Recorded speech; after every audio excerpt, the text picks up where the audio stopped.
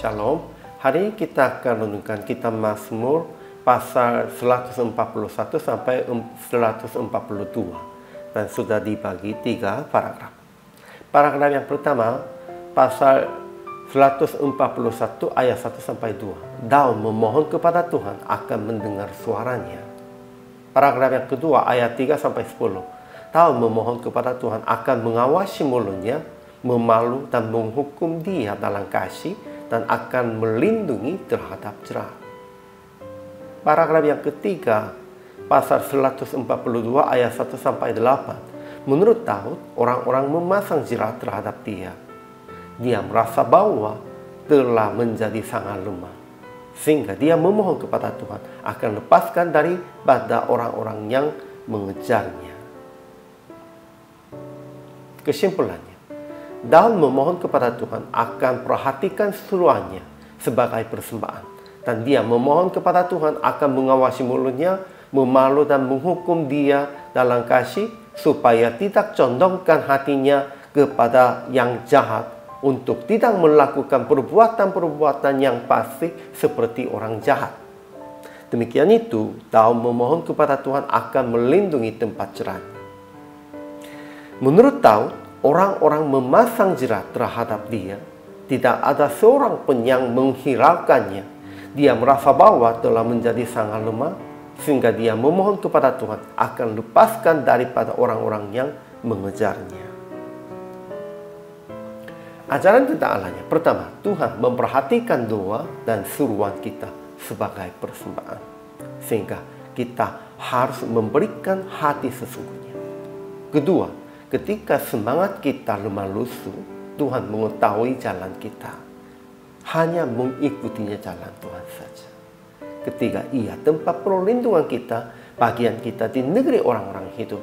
Sehingga jangan andalkan yang lain, hanya andalkan Tuhan saja. Ajaran tentang manusianya. Pertama, Daud berseru kepada Tuhan. Dia mencurahkan keluhannya, hadapannya, beritahukan kehadapannya tentang kesesakannya.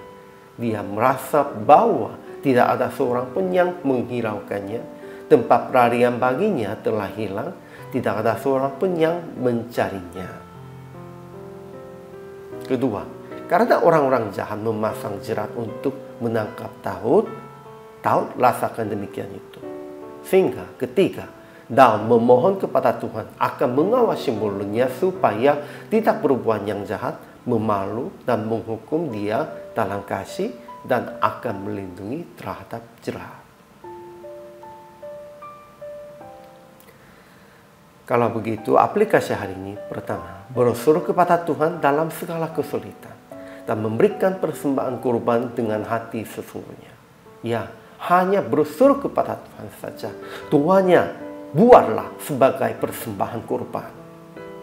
Kedua, berjaga mulut perbuatan Anda, supaya tidak bersungut-sungut dan tidak berbuat jahat, dan memohon kepada sesama akan mendidik pada waktu berbuat yang tidak pantasnya.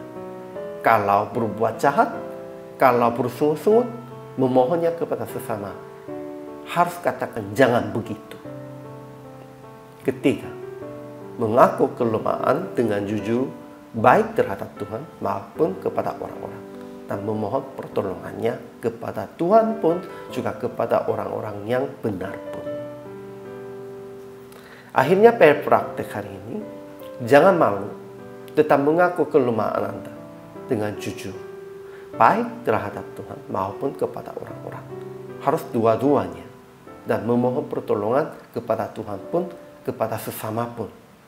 Jangan usaha akan mengatasi kesulitan dengan kekuatannya diri sendiri, melainkan usaha dalam pertolongan Tuhan bersama-sama saudara seiman.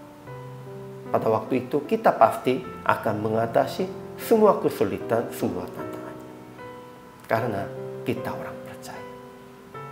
Hari ini juga selama melayani, Tuhan Yesus memberkati.